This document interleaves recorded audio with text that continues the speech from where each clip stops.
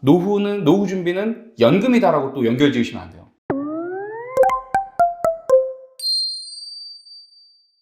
또 연금을 또 빼놓을 수가 없잖아요. 그렇죠. 그렇죠. 연금 그래서 굉장히 중요하죠. 연금 상품? 네네. 이거 되게 복잡해요. IRP도 있고 뭐 연금 계좌, 연금 저축 펀드 네. 등 여러 가지가 있는데 일단 네. 그 연금의 종류부터 한번 개념부터 좀 잡고 우선 우리가 개념도를 좀 그릴 필요가 있어요. 뭐 개념도라기보다는 개념은 어느 정도 네네. 갖고 가야 되는데 내가 어떻게 해야 되느냐 연금에 대해서 그리고 연금 상품만 가입하면 되느냐 그랬을 때 이제 어떤 걸 가입해야 되지 이런 문제가 오는 건데 그렇죠. 네. 저는 우선은 이 연금의 그 3층 구조라고 말씀을 드리는데 첫 번째에서는 이제 국민연금이라는 우리 국가에서 해주는 굉장히 큰 저는 혜택이라고 생각하는데 네네. 그런 국민연금이 국가보장으로 있어요. 네네. 그리고 그 두 번째 층에는 사회보장이라고 하는 우리 이제 퇴직연금, 네, 퇴직연금이라는 제도가 있고 그리고 사실 개인연금이 있는 건데 그렇죠. 맨 위에 개인연금 같은 경우는 사실은 큰 비중을 예전부터 크게 차지하진 않았어요. 근데 왜 이게 개인연금이 엄청나게 활성화되고 했느냐라고 제가 생각했을 때는 우선은 뭐 국민연금 뭐 파산론부터 해서 많이 나오잖아요. 맞아요. 요즘 예. 뭐 대권 주자들 이제 공약도 보면은 그렇죠. 국민연금 계약해야 된다 예, 이런 말이 가장 연금 많더라고요. 이미 하고 있고. 네네네. 그래서 이제 그런 부분들 때문에 불안 심리가 있는 거죠. 예, 그렇기 때문에 이제 국가에서 국민연금만 받는다고 끝이 아니네. 라는 생각을 사람들이 젊은 세대들이 인식하기 시작한 게 첫 번째라고 봐요. 네네. 왜냐하면 뭐 뉴스만 봐도 국민연금 투자를 잘했다보다는 잘못해서 문제가 됐다. 그리고 간단하게 얘기해서 국민연금은 이제 국민들이 그 경제활동 가능한 인구들이 되는 거잖아요. 그 돈을 버는 사람이 되잖아요. 그렇죠. 근데 돈을 못 벌고 우리 베이비부머 세대라고 해서 네네. 이제 은퇴를 인구가 가장 많이 분포되어 있는 그 세대들이 은퇴를 해서 돈을 못 벌어요. 근데 그들이 이제 이 연금을 받아갈 차례가 된 거죠. 그렇죠. 그렇다 보니까 결국에 어떤 얘기가 나오냐면 경제활동 인구는 줄어들었어요. 근데 받을 사람들이 많아져요. 그러니까 1인당 노인 부양률이라는 게 나와요. 그렇죠. 뭐 한 명당 3명을 부양해야 된다. 예전에는 그렇지 않아요. 노인들이 별로 없었고 그리고 사실 평균 수명이 짧았으니까 일찍 돌아가셨고 그래서 경제활동 인구가 굉장히 많은 이제 한국 같은 나라에서는 돈을 많이 벌고 많이 축적하니까 이게 굉장히 비대해질 수 있고 이 제도가 굉장히 커질 수 있었던 거죠. 수익률과 반대로.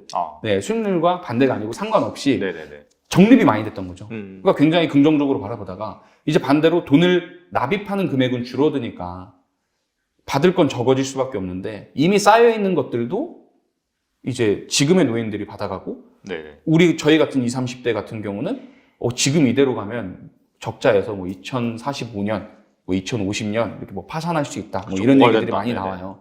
근데 그런 것들은 사실 국가에서 이걸 부도나게 놔두진 않겠죠. 그래서 이제 연금 지급률이라는 이런 거를 지금 바꿔서 소득 대체율을 바꿔서 지금 개정을 하고 있는 단계라서 이건 어쨌든 좀 안전마진을 가져가야 되는 분야라고 생각은 하지만 많은 사람들의 인식에서 이미 국민연금만으로 부족하다라는 인식이 생겼고 그렇죠. 두 번째는 사실 이제 퇴직연금에 대한 얘기인데 퇴직연금은 사실 저희가 뭐 퇴직금, 치킨집 이렇게 연결이 되잖아요. 퇴직금을 받아서 치킨집을 차려서 사실 많이 이제 손해를 보고 정리하고 연금 지원이 없고 그래서 이제 노인 빈곤율이 올라가고 이런 얘기들이 쉽게 많이 하잖아요. 맞아요. 근데 그런 부분들도 마찬가지예요. 젊은 세대들은 사실 정보를 굉장히 많이 들을 수 있고 이게 팩트든 아니든 나오는 얘기들을 우선 습득을 한단 말이죠. 그리고 판단을 해야 되는데 판단 내리기까지는 약간 전문적인 뭔가가 필요해요. 저 정보들이. 네네. 근데 우선 많은 방대한 양을 내가 들었을 때 좋은 얘기가 없는 거죠.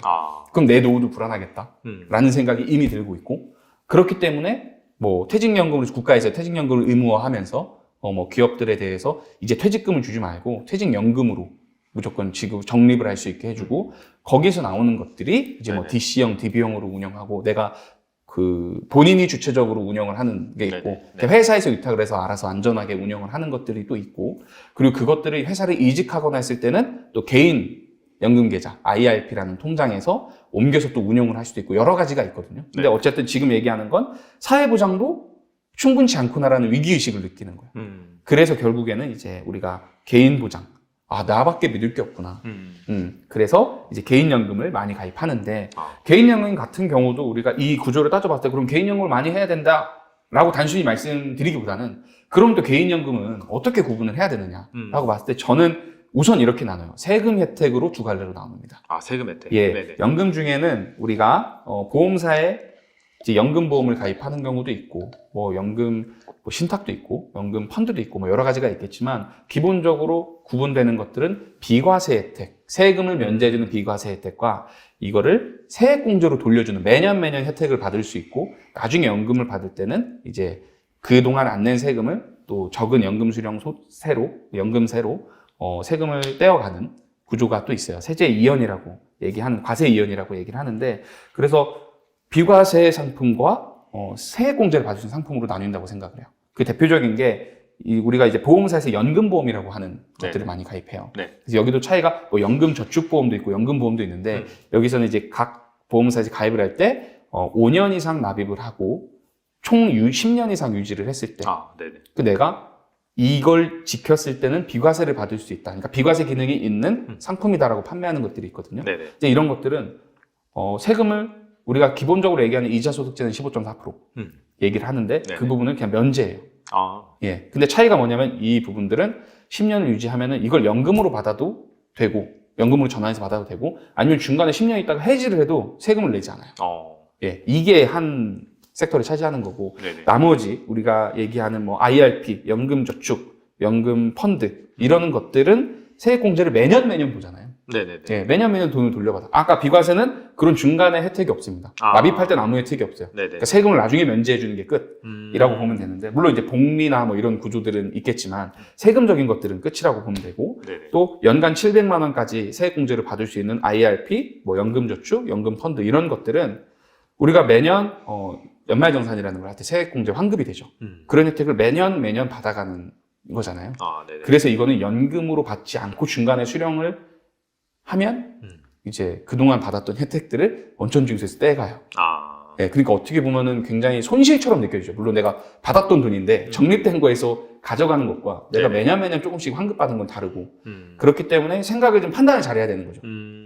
네, 그래서 이런 부분들은 내가 운영을 해서 나중에 연금으로 가져간다라고 봤을 때는 세액공제를 가져갈 수 있고, 과세가 이연돼서 이제 55세부터 우리가 연금을 수령하게 되면은 3.3% 연금소득세를, 그리고 5.5%까지 이렇게 연령마다 구간이 있거든요. 이제 그런 부분들을 세금을 지금 작게 뗀다라고 생각을 하시면 돼요. 그래서 이렇게 나눠서 우선 세제 혜택에 대해서 구분을 하고, 그 다음에 이제 나눠야 될 게 상품인 것 같아요.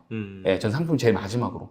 왜냐면 아까 말씀드린 것처럼 개인연금에서 뭐 비과세 상품 중에도 확정금리 상품도 있을 거고, 그리고 뭐 이제 한국은행 기준금리를 따라가는 이제 변동금리 상품도 있을 거고, 그리고 이제 우리가 뭐 많이 들어보셨을 거예요. 변액보험 상품도 있을 거예요. 그러니까 이런 상품들이 또 운영이 어떻게 되냐, 수익 구조가 다른 거잖아요. 세금은 다 이제 구분되어 있고, 여기에서 본인의 성향을 따라서 가시면 되는데, 사실 요즘에 이제 기준율가 워낙 낮고 뭐 많이 올라갈 가능성은 사실 어렵잖아요. 이걸 내가 복리를 운영을 해서 수익이 나서 연금을 받아야 되는데 그게 좀 어렵다 보니까 현재는 이제 변액보험이 아무래도 조금 많이 판매가 되는 추세고, 다만 이거를 이제 운용을 잘 하셔야 되는데, 운용 면에서 좀 너무 관리자를 믿는다거나 아니면 이 구조를 잘 모르고 그냥 연금이니까 해야 돼. 그러니까 연금은 해야 돼라는 인식이 크거든요. 그렇죠. 거기서 선택을 내가 고민하는 게 아니고 누구를 만나느냐에 따라서 상품이 달라지는 게 참 좀 아이러니한데, 이제 그 부분에서 어쨌든 본인이 책임지고 운용을 할 수 있어야 된다. 그리고 이제 보험사에 대한 그 어떤 수수료, 우리 사업비라고 하는 명목으로 떼어가는 수수료 같은 경우도 그 수익이 이 수수료를 상쇄시킬 수 있어야 되는데 너무 과한 부분들도 있고 해서 비교를 좀 많이 해보셔야 될 것 같아요. 상품별로. 예, 그래서 이런 운용 수익이나 이런 것들도 마찬가지고 고민해야 될 것들이 있지만, 이렇게 뭐 어떤 구조적인 것들, 그리고 세금적인 혜택들, 그리고 마지막에 우리가 상품의 운용 수단에 대한 것들을 고민해 봐야 된다라고 생각을 하고 있고, 그리고 이제 아까 세액공제를 받을 수 있는 상품 같은 경우는 연간 700만 원까지 이제 우리가 납입을 하면 그 한도 내에서 세액공제에서 환급을 받을 수 있어요. 뭐 13월 월급해서 연말정산 얘기를 하는데, 그런 쪽으로만 집중하시는 것도 사실 저는 좀 안타까워요. 이걸 무조건 받아야 된다. 사실 그럴 건 아니거든요. 왜냐면 내가 결국에 여기서 약속된 걸 지켰을 때 좋은 거잖아요. 그러니까 10년, 20년이 문제가 아니고 연금 받을 때까지 계속 운용을 해야 되는 거니까. 그래서 이제 그런 부분들에 대해서 고민을 한 번쯤은 하실 필요가 있다. 그리고 선택을 하실 필요가 있다. 그래서 저는 여기서는 뭐 연금 저축도 공시율이나 이렇게 흘러가는 것들이 있고, 뭐 펀드도 있고, IRP도 있지만, IRP 같은 경우는 조금 더 이제, 운용하기에, 개인이 운용하기에 네네. 좋은 그 제도라고 생각을 해요. 우선 IRP나 IRP라는 통장에 돈을 넣고 그 안에서 또 상품을 구성해서 운용을 할 수 있거든요. 그 여기에서 아까 많이 말씀드리는 게 아까 제가 말씀드렸던 어떤 ETF 네네. 종목들. 그 여기에서 많이 구분이 돼요. 여기서 그냥 안전하게만 갈 것이냐, 아니면 그쵸. 젊은 분들이 지금부터 시작하면은 꾸준히 내면서 뭐 신사업 분야, 미래 사업이라든지 네네네. 아니면은 뭐 신흥국에 투자를 할 것이냐. 네네. 거기에 따라서 이제 포트폴리오가 좀 나눠지겠죠. 근데 연금은 어쨌든 이렇게 좀 구분이 되어 있는데 여기서 개인이 생각할 때 좀 뭔가 나는 세액공제를 많이 받아야 돼. 나는 꼭 700만 원 채워야 돼. 이런 것보다는 두 가지 다 상황에 따라서 뭐가 더 좋을지는 모르는 거거든요. 그래서 적당한 수준에서 꼭 700만 원 혹은 꼭 뭐 한도를 채워서 저축을 해서 비과세를 받는 것보다도 여유가 되는 선에서, 왜냐면 이거는 유지하는 게 중요합니다. 가장 중요하게. 그렇죠. 예, 그래서 여유가 되는 자금으로 나눠서 운영하는 게 굉장히 저는 좋다고 생각하고 다시 한번 말씀드리지만 젊은 분들은 단순히 그냥 어떤 지수를 추종하는 것보다는 조금 더 미래에 발전할 수 있는 산업에 투자를 한다면 연금으로 활용할 수 있는 재원이 굉장히 많아지고 풍족한 노후 생활을 할 수 있지 않을까라는 네네. 생각을 하고 있습니다. 알겠습니다. 네네. 길게 아주 디테일하게 말씀해 주셨는데 예. 결론은 일장일단 있는 거예요, 그죠? 그쵸. 세금 관점에서. 그래서 뭔가 자기의 투자 성향이나 상황 네. 그런 거에 따라서 이 결정을 좀 하시면 좋을 것 같습니다. 지금까지 연금에 대해서 말씀해 주셨는데 네. 마지막으로 이 노후 준비가 너무 막연하고 복잡한데 잘할 수 있는 방법에 대해서 말씀해 주시면 좋을 것 같습니다. 네, 이 부분도 사실은 처음에 또 말씀드렸던 것과 비슷한데 결국에 노후 준비도 마찬가지고 우리가 부자가 되는 길도 마찬가지고 충분한 현금 흐름이 필요한 거거든요. 그러니까 충분한 현금 흐름과 자산 가치의 상승이 굉장히 중요하다고 말씀드렸는데 노후는 어쨌든 우리가 노후 준비는 연금이다라고 또 연결 지으시면 안 돼요. 아까 좀 전에 연금을 말씀드렸지만 네네네. 그건 연금에 대해 말씀드린 거고 연금 상품이나 이런 걸 말씀드린 거고 노후 준비가 꼭 연금은 아니거든요. 그러니까 저는 이런 구분도 좀 짚고 말씀드리고 싶어요. 그래서 젊은 시절에는 어쨌든 내가 노동을 통해서 현금 흐름을 발생시킬 수 있어요. 네네. 그렇기 때문에 그냥 일을 하면서 현금을 만들고 이 돈을 빨리 모아 자산을 취득해야 되는데 네. 결국의 목적은 노후로 가면 갈수록 내가 노동소득으로 이제 현금을 확보하기 어렵고 노동력을 대체할 수 있는 소득을 발생시켜야 되는데 그게 결국 자산이 돼야 되거든요. 그렇죠. 예, 내가 모아놔서 투자한 자산이 결국에 여기서 뭐 월세든 배당이든 연금이든 이렇게 받을 수 있는 뭔가 소득이 생기면 그때 이제 은퇴를 논할 수 있는 거죠. 네, 그리고 자산에서 나오는 추가 소득이 내가 노동으로 나오는 소득보다 높다 혹은 비등비등하다.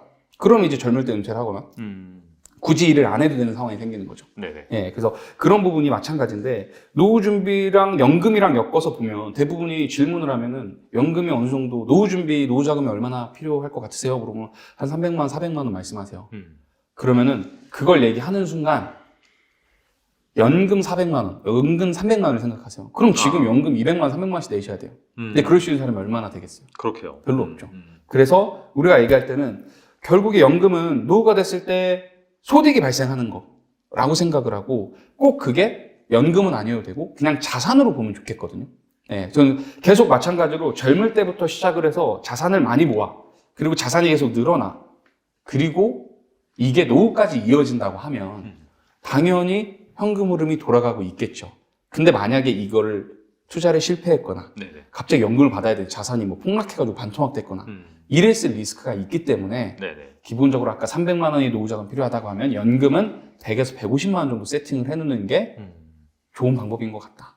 만약에 안 됐을 때는 네네. 100에서 150만 원 기본 소득을 우리가 어느 정도 연금으로 만들어 놓고 연금은 그런 목적 만들어 놓고 만약에 잘 됐어요. 그럼 플러스 알파로 엄청나게 많은 연금을 내가 수령할 수 있는 거죠. 꼭 연금이 아니더라도. 네네. 노후 자금의 확보인 것 같아요, 결국에는. 그래서 아까 질문 주신 게 노후 준비가 막연하다, 복잡한데 근데 저는 맥이 하나라고 생각합니다. 그냥 자산을 취득하는 거, 뭐 빨리 취득하는 게 좋다고 생각은 하지만 무리하게 빨리 하는 거 말고 자산을 우상향할 수 있는 자산을 잘 선정해서 취득을 하고 그 부분에 대해서 그 잘 관리하고 추가적으로 또 투자를 하고 또 많은 자산을 확보하고 이러면서 네네. 이게 쭉 지속된다면 노후 준비도 걱정이 없어요. 아. 예, 그래서 너무 연금에 목매거나 연금에 집중하지 마시고 노후 준비라는 것들은 결국에 내 자산의 크기라고 생각을 하시고 자산을 키우는 데 더 집중을 하시면 노후 걱정까지 없을 것 같아요. 아. 예, 저는 그런 마음이거든요. 지금 이제 뭐 아까 IRP도 말씀드렸고 하지만 목적을 분명히 나눌 필요는 있어요. 연금으로 받을 수 있는 것들을 절대 안 건드리고.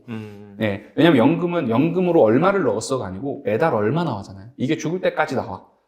내가 사는 동안은 나와. 이 안정감이 있거든요. 그러니까 최소한의 어느 정도 소득을 확보해 놓고 나머지 내 노후 자금은 사실은 자산에서 나와야 된다고 생각을 해요. 그래서 그런 마인드를 조금 더 좀 젊은 분들이 네네. 가지시면 앞으로의 재테크를 하거나 자산을 형성하고 구성하는데 도움이 되지 않을까라는 생각을 가지고 있습니다. 알겠습니다. 네네. 노후 준비 무조건 이꼬르 연금 그런 게 아니다. 그렇죠. 어쨌거나 자기가 노동소득을 통해서 모았던 돈을 가지고 네. 자본소득으로 전환하는 그 그렇죠. 과정이 당연히 밑바탕에 깔려 있어야 되고. 그죠? 맞습니다. 그래서 사실 그 자본을 가지고 어디에다 투자를 할 건지 앞서서도 이제 좋은 투자 대상 말씀해 주셨는데 네. 그런 식으로 여러분들이 좀 지혜롭게 모아 가신다면은 분명히 그 노후에 또 편안한 그런 경제적 자유를 이루실 거라고 생각이 됩니다. 네, 지금까지 안민관 부대표님 나와주셔서 감사합니다. 네, 고맙습니다.